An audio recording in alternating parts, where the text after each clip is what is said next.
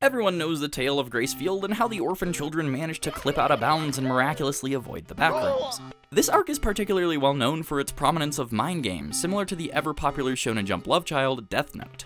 Its horror elements are also on point, especially in its adaptation. The Promised Neverland Season 1 set a standard for horror anime that went above and beyond the pages of the manga.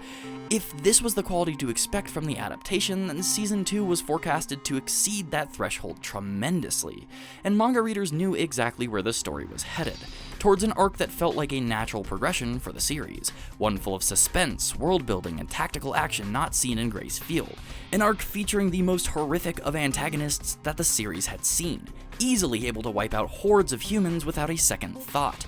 An antagonist written to naturally contrast Emma's ideals, and a setting that made Gracefield feel like a McDonald's playplace. This arc was Goldy Pond. But as we swiftly found out, the anime didn't quite play out the way manga readers expected. Goldy Pond is pretty well loved, and likely many manga readers' second favorite arc of The Promised Neverland, just behind Gracefield. While I felt like the manga started to sputter and burn out towards the end, I always thought Goldy Pond was an extremely well-written arc, which is why me, and many others like me, are still wallowing over the loss of what could have been another horrific banger of an adaptation. So while I have you here, let me take you on a journey to uncover Goldy Pond, one of the Promised Neverland's most promising arcs that has been missing in adaptation.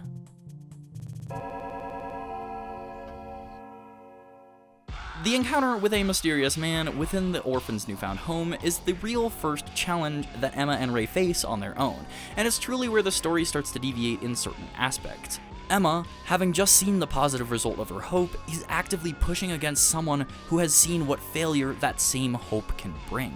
Emma has no concept of the grief that this man has lived through.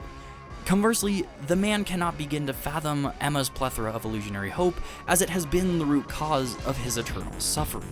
Why they were urged not to go to Goldy Pond, the word poachers written on the bunker wall, and the fate that the man from Glory Bell had suffered.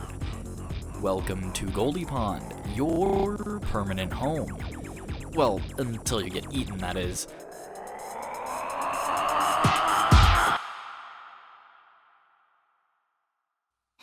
神様はどこ？知らない。